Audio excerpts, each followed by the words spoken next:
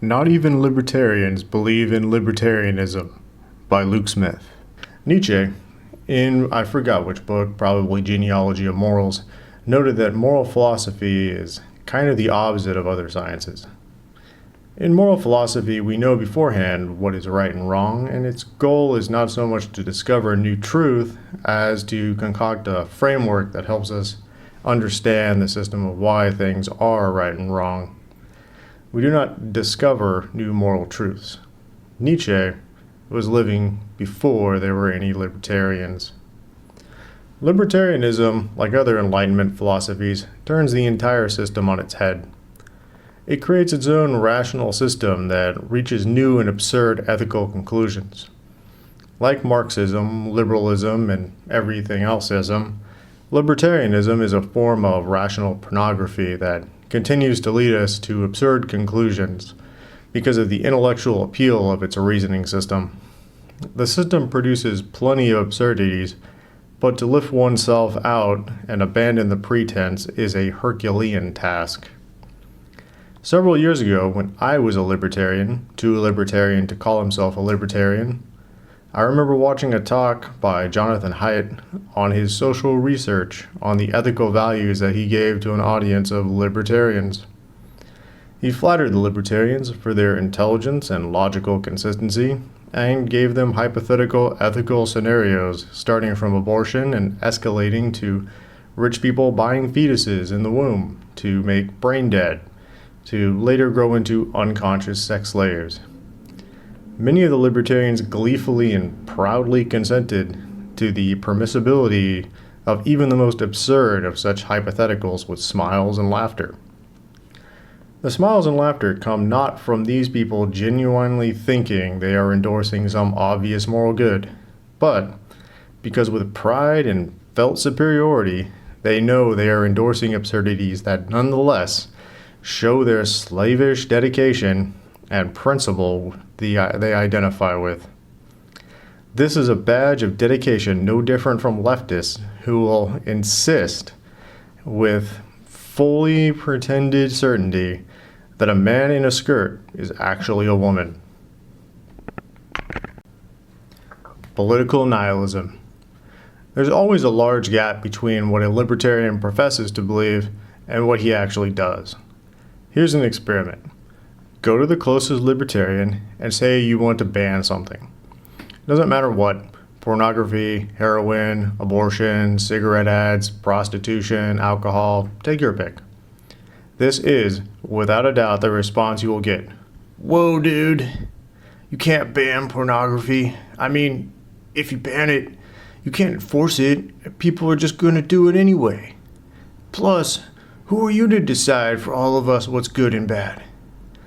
This straw response holds a distilled Platonic quintessence of every libertarian statement ever, which can be summed up in two assumptions.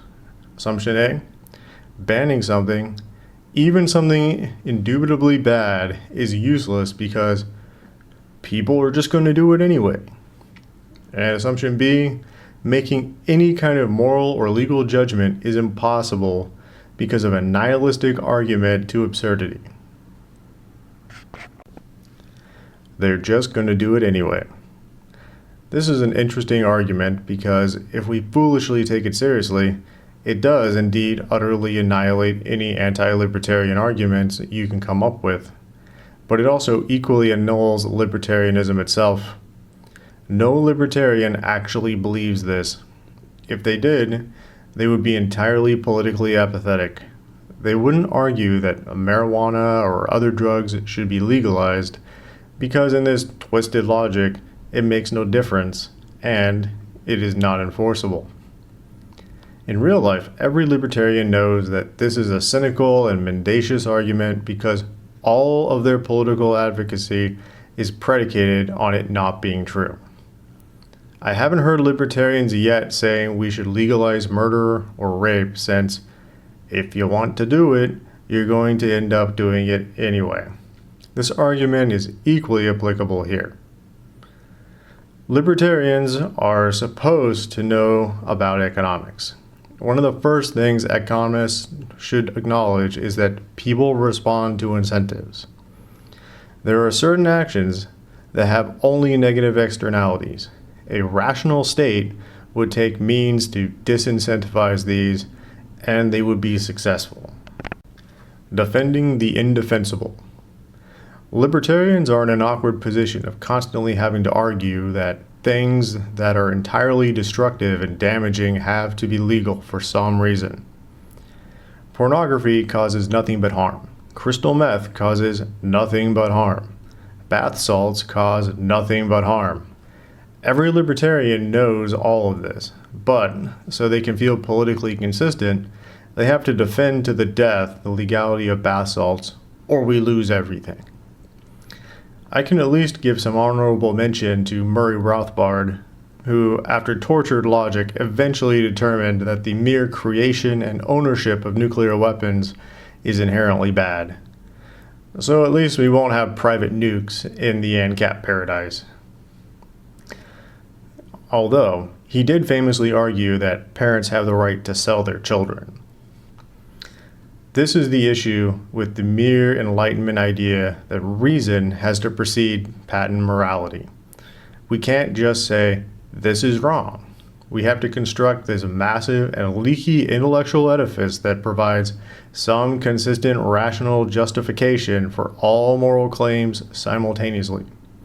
And we better hope that human reason, supposedly created by Darwinian accidents, is up for the job. Anarcho-tyranny. One of the reasons that this argument can pass under the radar as non-retarded is because Americans are so emotionally abused by their non-government. In America, it is common for many things to be nominally illegal, while at the same time being publicly endorsed and supported by the government. Illegal immigration is nominally illegal, but it is effectively never enforced. Tens of millions of people in America have built their lives entirely dependent on the fact that illegal immigration is not really illegal. Oftentimes, its non-enforcement is enforced by law, and public criticism of it is more likely to lose you a job.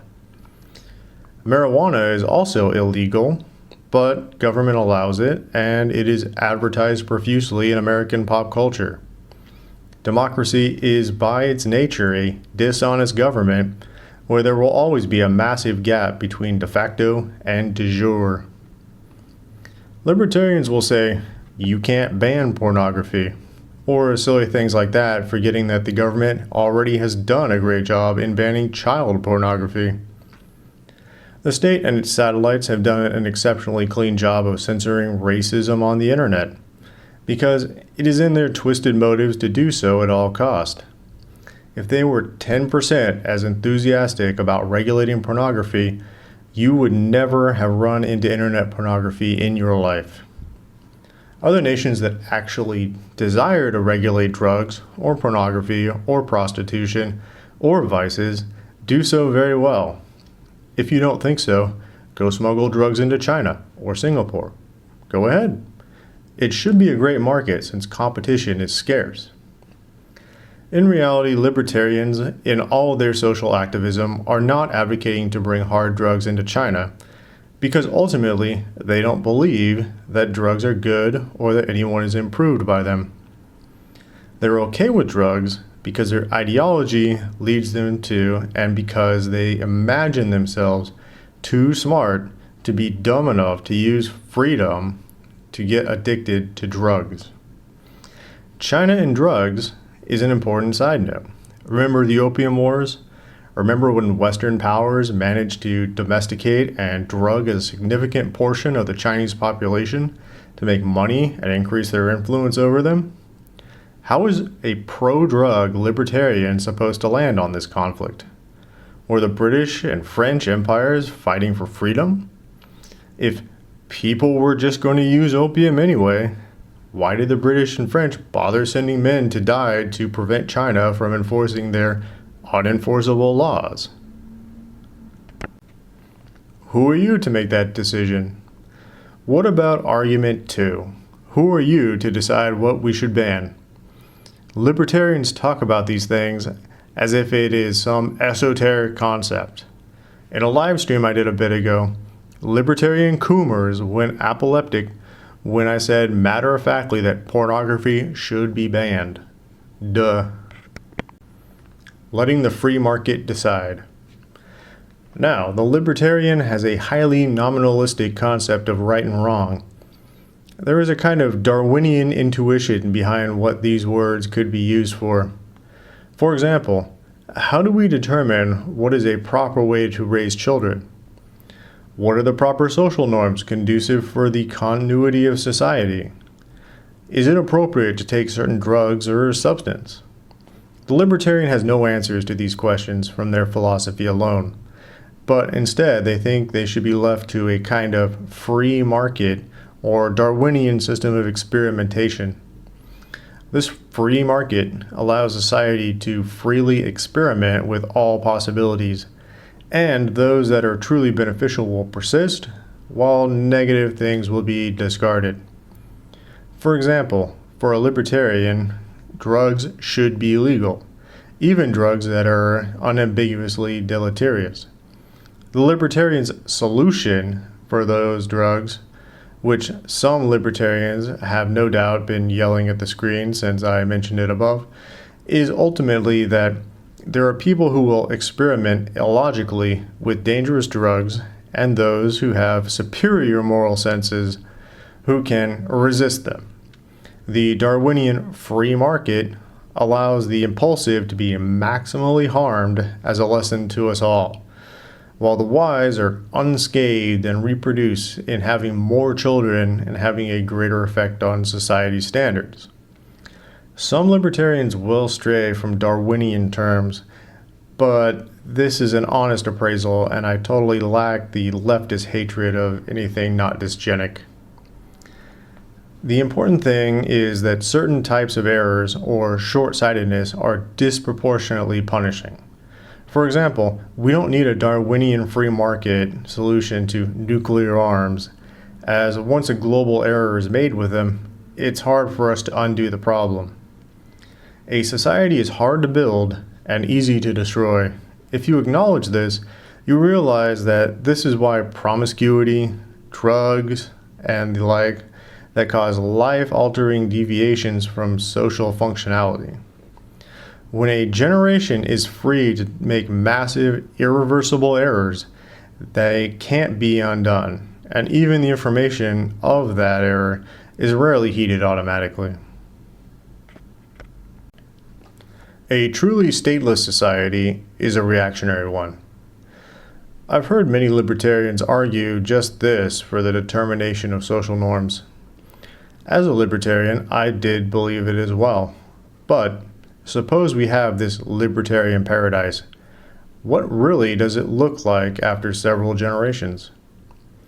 As time goes on, society learns more and more about which behaviors are, if we use the term in a utilitarian sense, wrong, or bad, or evil. Our libertarian society, to continue and improve, must take on highly judgmental and conservative social norms. At the same time, the enforcement of these social norms is, let's say, post-rational. A generation might see the harm that something causes, and then teach that to their children and grandchildren who may pass on the information and norm without knowing some deep praxeological justification for why this behavior is bad on a rational level. We will quickly learn that certain substances and foods are evil. But just as well, we can learn just as easily that it is socially harmful for women to dress in a way that reveals their legs and shoulders. That said, it's important to remember that the state truly is a novel invention. There have been empires throughout history, but they were never comparable to the highly intrusive states of today, or mass monitoring, mass taxation, mass management, and social engineering. In essence, every society of history was either a total anarchy in the sense of a stateless society, or one where a far-off ruler and bureaucracy had largely nothing to do with the daily life of people. The restrictions on one's individual life, even if they now or incarnate in laws of the state, have been emergent social norms, in the same way that this line of thinking above, which is very Hayekian. What I mean by this is that irrationally socially conservative old cultures of the world are, in fact, libertarian societies that have just aged a little bit and acquired that social wisdom that any libertarian society needs to function. Most self-described libertarians usually do not want to return to the merely privately enforced hyper-conservatism of the past. The libertarians who smoke marijuana, sell other drugs, have familyless and promiscuous lives are really more properly just libertines who have some cursory awareness of libertarian argumentations to rationalize their personal degeneracy. The two types of libertarians. So in truth, libertarians are really two very distinct groups who are, in their essence, ultimately incompatible. On one side, the degenerate libertine. On the other, the paleo-libertarian, paleo-conservative, who is a little more in the vein of Hop. They view the modern American Western state as a force both degenerate and suffocating. I don't ultimately think these people should be burdened by association with the first category, but I also think they do too often associate themselves with the libertines just because their argumentative arms are always aimed at control and talk about freedom. In the mind of modern man, and sometimes in their own, they truly do come off with a goal similar to the revolutionary leftist. This is, in fact, how Murray Rothbard construed it when saying that right libertarians are the true leftists. But a truly free and stateless society is actually one where there are very often very many more social expectations, which can be interpreted as constraints upon individuals. I think especially Americans living in anarcho-tyranny have a very sarcastic view of government. One of the reasons that many libertarians ceased being libertarians when Trump came around is because Trump finally presented the possibility of an out within the political system, even if a long shot. Look too at the many libertarians who have fallen in love with Bukele of El Salvador. He drops a lot of libertarian buzzwords and is a big Bitcoiner, but he is most notably seriously and overwhelmingly enforcing criminal law, but also will often cut corners of civil rights to do so. I don't mean that in a bad sense. In fact, he's likely doing the best libertarian government possible for his people, and is genuinely restoring the freedom of his people to be and act without rampant crime and drugs. Bukele might be one of the most admirable heads of state right now. You can debate how libertarian or not he might be in some autistic sense, but it is better to live in the new El Salvador than the old, for libertarians or for statists.